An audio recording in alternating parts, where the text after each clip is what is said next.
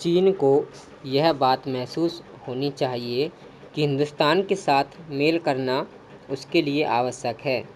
जब दोनों तरफ से यह बात महसूस की जाने लगे कि एक दूसरे से मेल करना आवश्यक है, तब उसके साथ मेल किया जाना चाहिए। अभी गोरे जी ने कहा कि सरकार के पास एक ऐसी पिक्चर होनी चाहिए जो आगे चलकर अंतर्राष्ट्रीय क्षेत्र में हमको आगे करना है। उन्होंने जो पिक्चर दी वह बहुत अच्छी है और मैं समझता हूँ सरकार को उसके ऊपर विचार करना चाहिए। सरकार दुनिया के सभी राज्यों में अपनी पिक्चर को प्रोजेक्ट करने की कोशिश करे और सबको एक मंच पर लाने की कोशिश करे। चीन भी एक बड़ा देश है और वह भी नेतृत्व करने के लिए आगे बढ़ेगा, ताकि हमको इस चीज़ का श्रेय ना मिल जाए। इसका नतीजा शायद यह हो सकता है कि दोनों लीडरशिपों को एक साथ लाने की कोशिश करें और यह महसूस करें कि उसका भारत के साथ मिलना ज़रूरी है।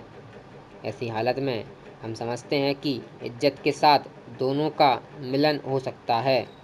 इसलिए कुछ इस ढंग की बात होनी चाहिए।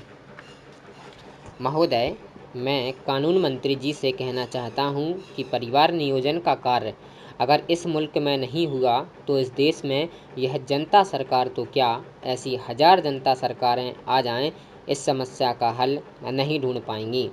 हमारे हिंदुस्तान की जनसंख्या का 1/3 अमेरिका की जनसंख्या है। हिंदुस्तान से अमेरिका का क्षेत्रफल 4 गुना बड़ा है और हिंदुस्तान से रूस का क्षेत्रफल 7 गुना बड़ा है। हिंदुस्तान की जनसंख्या अधिक होने से उसमें जो भी विकास के काम हुए हैं वे दिखाई नहीं देते। उपसभापति जी, कानून मंत्री जी कहते हैं कि लोकतंत्र की स्थापना करने के लिए हम कोई जोर ज़बरदस्ती नहीं करेंगे।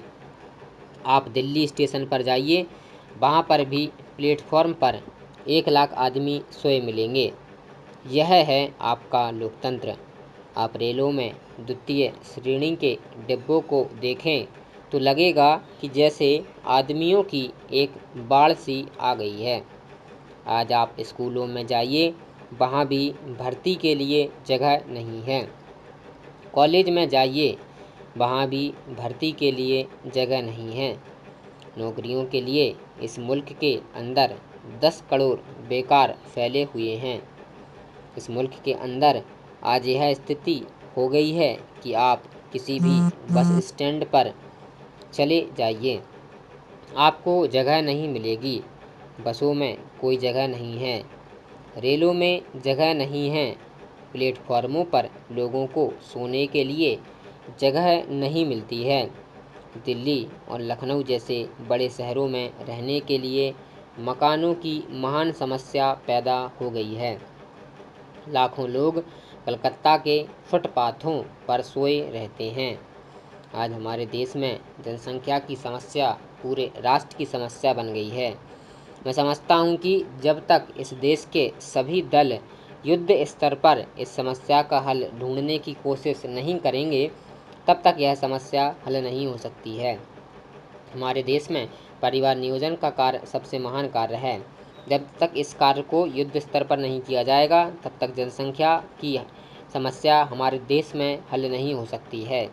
यह बात मेरी समझ में नहीं आती है। मैं यह स्पष्ट रूप से कहना चाहता हूँ कि लोकशाही की बात करने वाले अगर समाजवाद की दिशा में कोई कदम नहीं बढ़ाएंगे तो लोकशाही को कोई नहीं बचा सकता है।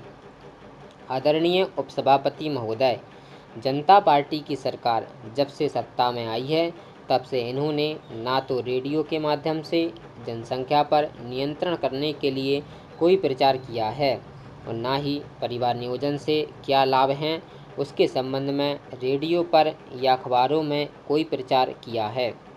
आज आवश्यकता इस बात की है कि जनता को परिवार नियोजन के बारे में शिक्षित किया जाए। आज अखबारों के अंदर और रेडियो पर इस बात का प्रचार नहीं किया जाता है कि अधिक बच्चे होने से क्या नुकसान होता है और बाल विवाह करने से क्या हानियां होती हैं। जब से जनता पार्टी की सरकार सत्ता में आई, प्रगति रुक गई।